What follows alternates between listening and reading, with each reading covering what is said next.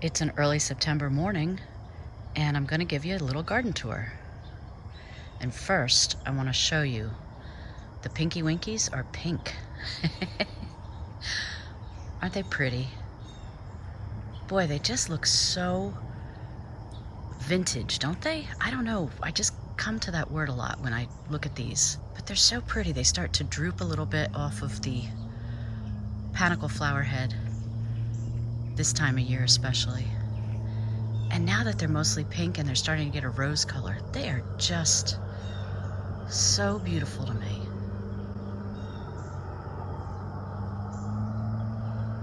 And this is the Crepe Myrtle. And I'd say the Pinky Winkies are quite tall. I'd say they're about 7 feet this year, the tallest ones that you see here. But the flowers go all the way down, and they are just so pretty to me. In a previous video, I showed you a branch that had started to grow along the ground. It's not in the ground, it's just on top of it. And I left it here because I thought it was so beautiful. And look at it, it's still beautiful.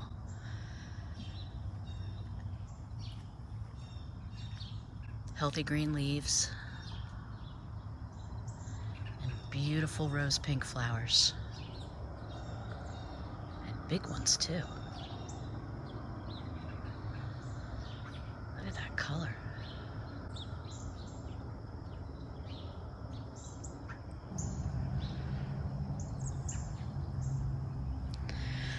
I always think that this Juniper that I have growing along the ground in front of these Pinky Winky Hydrangeas is such a nice color contrast. And these are the beautiful peach drift roses, still going strong. You see some faded ones behind it, and I do deadhead them periodically. I'm not as anal about it as I am with the knockout roses, which definitely, in my opinion, need to be deadheaded. And these are the Hameln grasses. And you see they have a few of their little flower heads forming.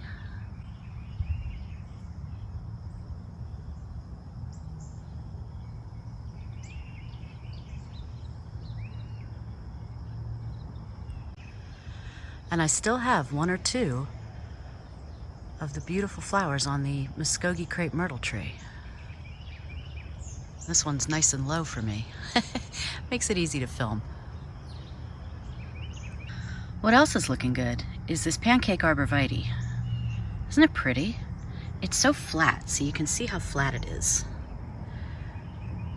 But it is a beautiful green color. It's like a blue-green. The only unfortunate thing about this is in the wintertime it does get like a purpley brown, so it doesn't maintain its color in the winter. I wish it did. But otherwise, I love this plant. This is Geranium Rozanne, and I came in and cleaned up by just gently pulling on some of the brown stems that were spent. So leaving the nice green foliage, and this is going to turn wonderful colors of red and orange as the temperatures get cooler. On the other side are two more Geranium Rozannes, and these I did not do yet, so I could give you a nice contrast and show you exactly what I'm talking about. So these are some of the spent stems. You can see that some are brown, some aren't quite brown. Some have already gotten their fall color. But this is the kind of stuff that you can gently pull out, and I'll have a video on that coming up soon. I just filmed it the other day. And then you'll still be left with quite a few blooms going into, not as many as the springtime, but going into the fall, you'll have a few beautiful blooms. I love this plant.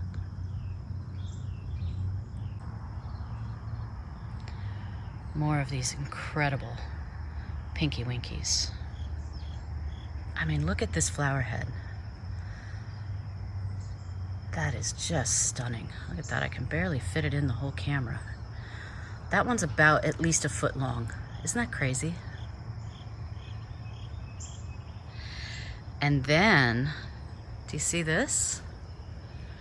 Still getting one or two new blooms. That's got a lot of white on it. That's pretty cool.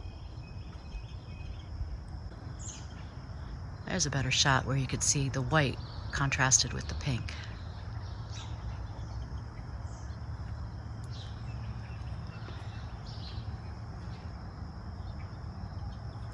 And there's two more up here. Look at these two new guys. Well, newer.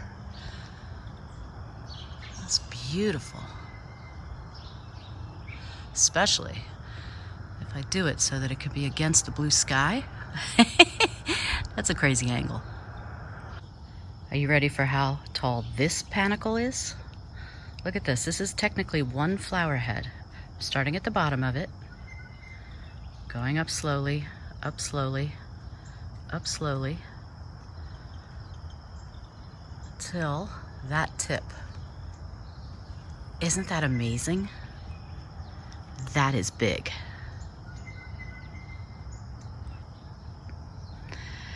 And then here is another white flower, newer one. And you see in here these tiny fertile flowers, and that's what's going to still attract bees. How pretty.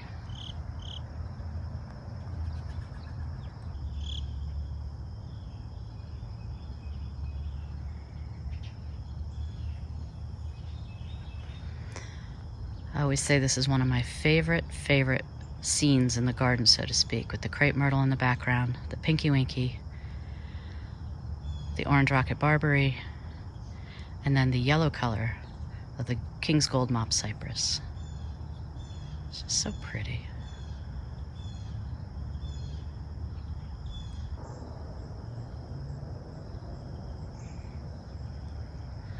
And sometimes you get surprises, such as this perennial Ageratum that apparently decided to sneak in and grow in the orange rocket Barberry.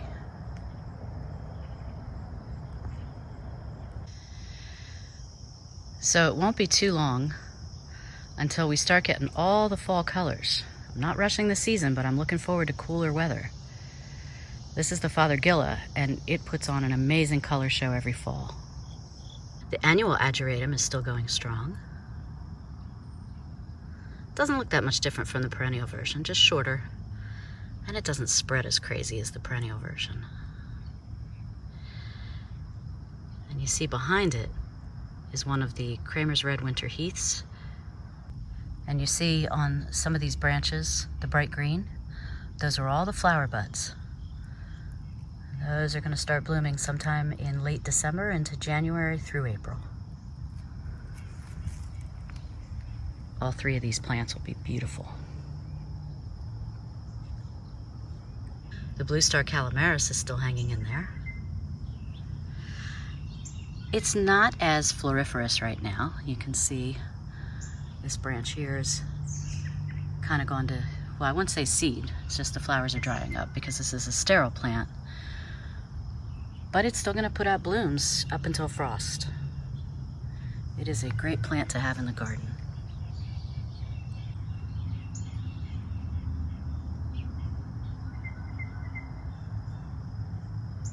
These beautiful little limes, little lime hydrangeas, the ones that are more under this river birch tree, still have a lot of little new flowers forming.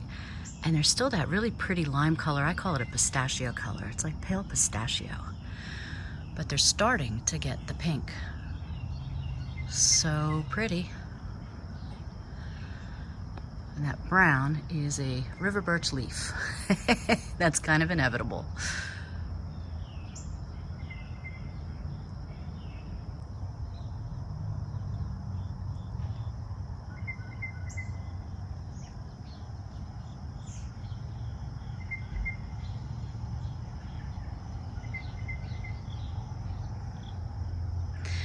You see one or two yellow leaves, that's no big deal. You can just pick them off or leave them. It doesn't signify anything other than nature.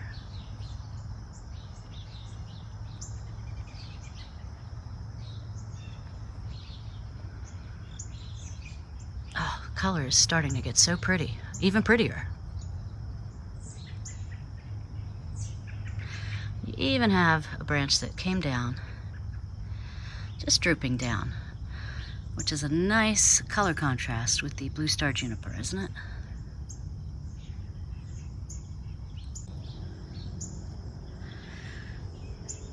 Look at this. This has turned into a hedge of little lime hydrangeas, and I just love it. You see back there, there's a whiter one. But these are starting to turn colors. Just beautiful. And now that we're going to start to hopefully get into cooler weather, the color change should be even better. When you still have high heat temperatures, and especially at night, if your temperatures don't get cool, you're not going to have as great a color change. So those of us in milder climates don't get to experience as beautiful color changes as those of you lucky enough to live in northern climates where you have more differing temperatures.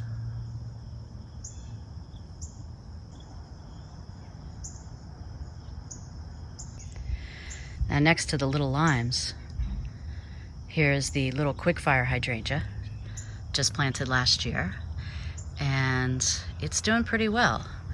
Got a little bit of problem here from probably the heat and humidity, but the newest leaves are nice and healthy and green. And its flowers are mostly a pretty rose at this point, though I do see one newer one back here. It's always kind of a delight to look at these close up, just to see the differences. So that looks beautiful.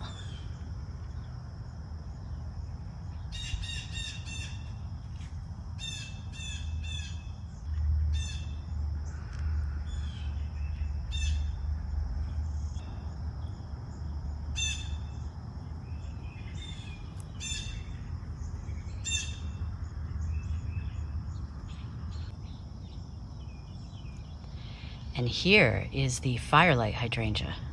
And I just planted that this season. And if you remember, what I did was I cut off all the flowers when I first got it because I really wanted this to work on getting the roots established and producing stems and new leaves. And look what I even have though. I have a couple of new little flowers.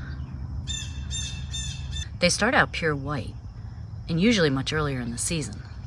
And then they get a gorgeous, gorgeous rose pink color that almost turns to a pinkish red. They glow. You'll see that more in my backyard with a more established Firelight Hydrangea. And there's a new guy down there. And I did leave a couple of the older blooms on at the bottom. So you see that got a little bit spent. And look at that little white petal right there. Isn't that pretty? And you even see some new buds right there.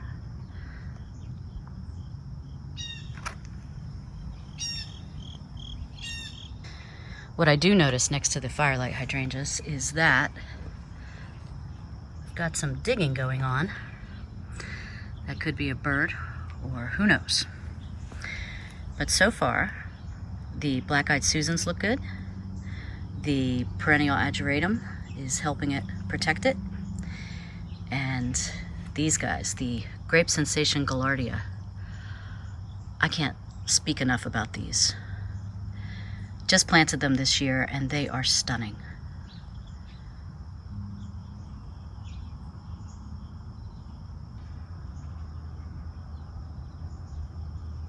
And I just love how the spent blooms look like little balls. And they keep that dark purple color.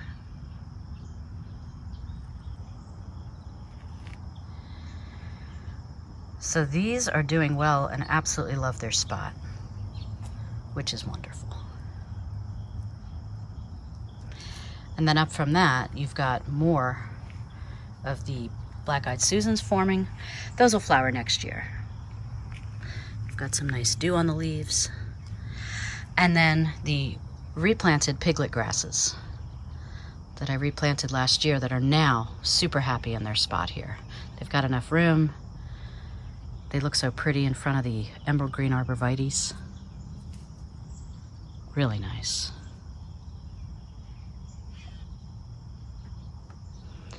And they have a lot of their flower heads already on. So pretty.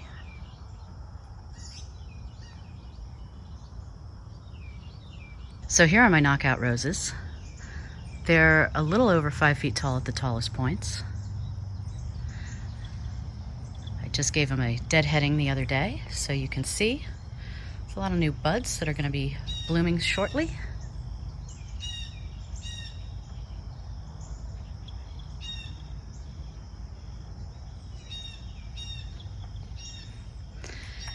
So pretty, all the dew on the leaves, isn't it?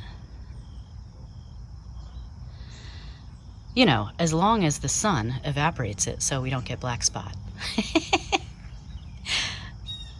Nature.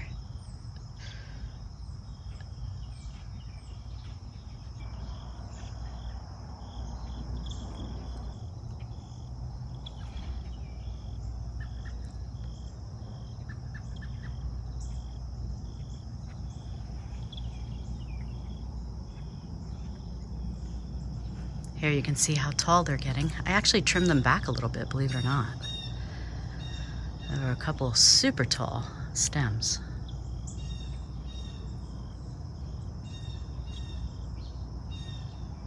But they look great. And yes, I do spray them. I spray them with neem oil, and I've got a whole playlist of knockout rose videos that you can watch to show you how I care for them. It's not easy, but if you keep after it, you can do it. I don't find that they are as carefree as advertised. But they're worth it. They're very beautiful. Look at all these, ooh, look at all these buds. Hoo hoo hoo. Gonna have nice color, additional color, right?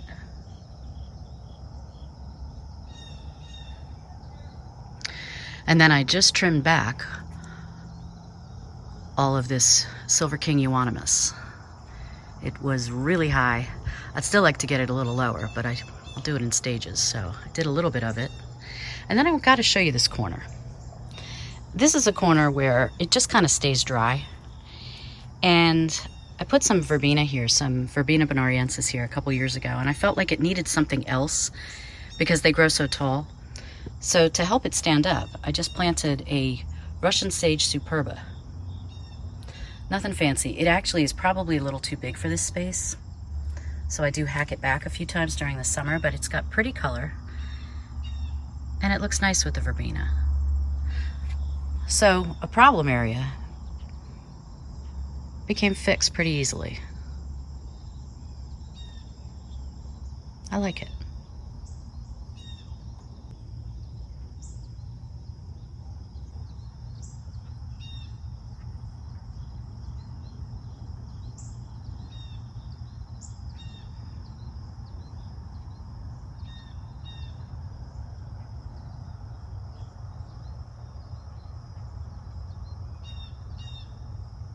I have to also show you Mr. Bowling Ball Arborvitae. Beautiful. Last year when I planted him, he did get a little brown at the bottom, and I think he was just getting established like all evergreens need time to do. But boy, is that stunning. You see a little bit of lavender next to him. And the lavender's done. I mean, I've got to prune that back.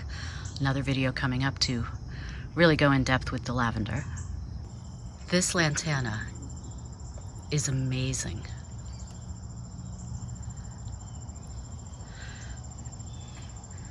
These were 2 yellow plants, and they just spread like crazy. They're beautiful. You know what it makes me want to do? Next year I want to buy 1,000,000 of them, plant them everywhere. There are some perennial versions of Lantana, and I think I'm going to try one of them next year that is also a yellow one. I think it's called Chapel Hill Yellow. And it spreads. It can spread if it's happy up to 10 feet, and I may end up trying that.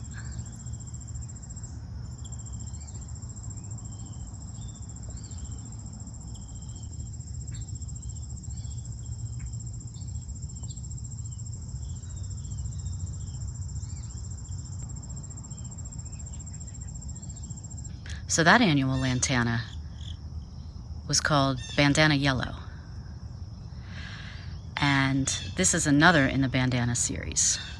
I'll put the name on the screen because I want to make sure I get it right. But this spread nicely too. It doesn't spread as much, it gets bushier. But really pretty. I always like these Lantanas that have the multiple colors. The pinks, the pale pinks, almost red, the gold, orange. They're so beautiful. And being that the rabbits didn't get them, and rabbits normally do not like Lantana at all, but last year they ate it all up. So I was a little hesitant to plant it again. I'm glad I did.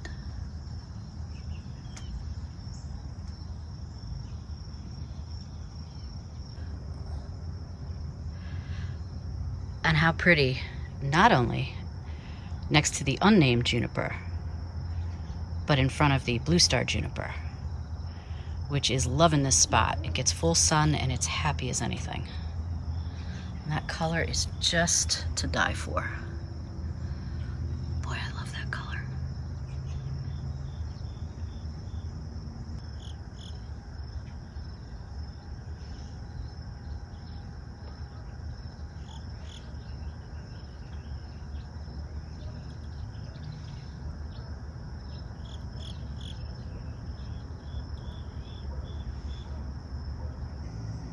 And this is one of my favorite garden scenes also. You have the peeling bark of the river birch, the decorative stone in front, the very old mugo pine in the background, red and yellow twig dogwoods behind that, and now little lime hydrangeas. Planted these last fall, so they're still very young. So these little limes may be young, but they are beautiful and healthy. They're also starting to change their color. Look at this one. This is the tallest one. Beautiful.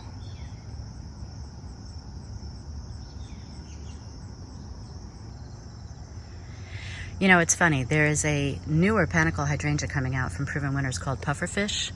And one of the things they say about it is that as it gets older, a little sprig of flowers comes out on top. That's kind of what that looks like, isn't it? A little extra sprig of flowers on this one. That's pretty cool.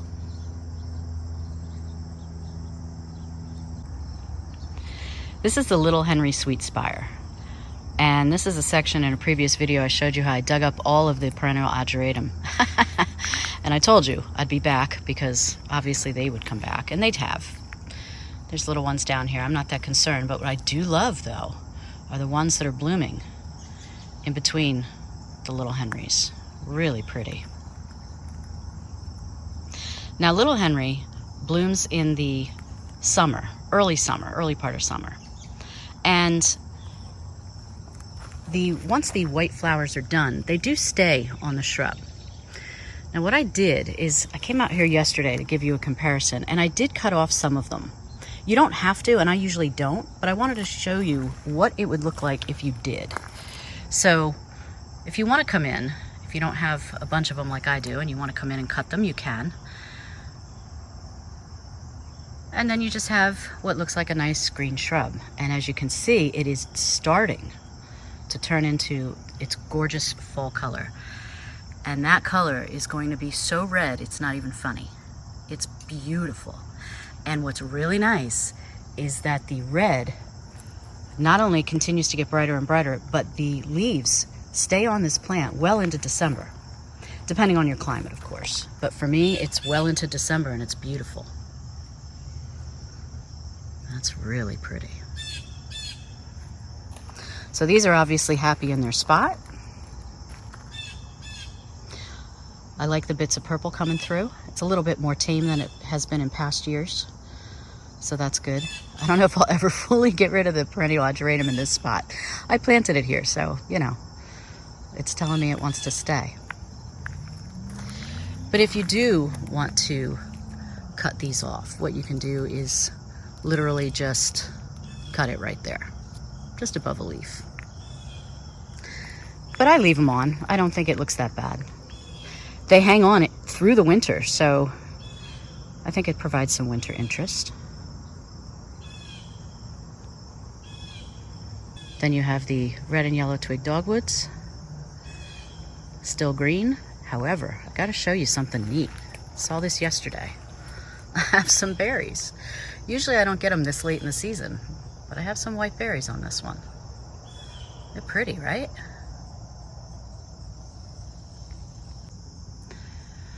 So here's the hydrangeas up the bed.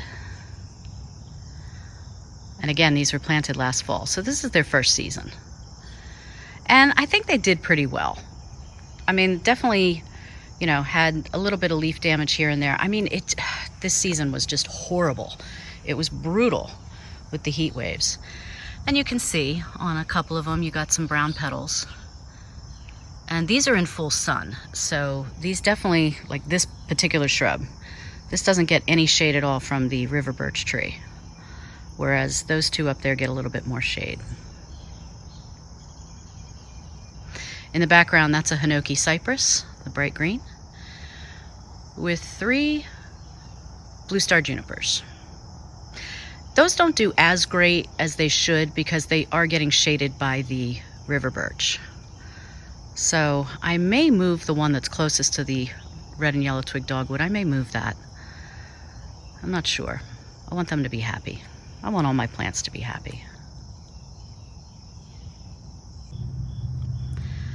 And here's another Lantana, which is just stunning. And it's in front of this little lime punch in the lamppost bed. And the little lime punch has struggled a little bit this year. It's in full sun, and as you can see, it got quite a bit of brown. And again, this is going to happen if they're in full sun, if they're maybe not getting enough water. We had several heat waves, tried to water it as best we could. We do have irrigation in this bed, but it doesn't water this half as much. And so I didn't really get the Hawaiian punch looking change of color. But they're only brown on a few of them. And so these guys are still doing well. Smaller. I mean, again, this is its first year, so, and it arrived not in the greatest condition last year. I was desperate for one, and I ordered it from a nursery I'd never even heard of before, and sometimes you get what you pay for, right? But I nursed it back to health, and I think eventually this is going to be a stunning shrub. It's beautiful now, so I don't want to hurt its feelings. But it definitely got some brown on it, and that's okay. Then we have another blue star juniper there. We have a catmint that's not doing so great, and that's going to be another video because I've been struggling with catmint. I don't know if it's struggling or I'm struggling with it. And then the Kramer's Red Winter Heaths, which again, you can see are getting ready to get their flower buds all in order for the winter bloom. And then, of course, the Manhattan Euonymus, which still looks nicely shaped from when I pruned it. But you can see it's got a couple of new growth sprigs sticking out, and that's fine. I don't mind that at all. Makes it look more natural.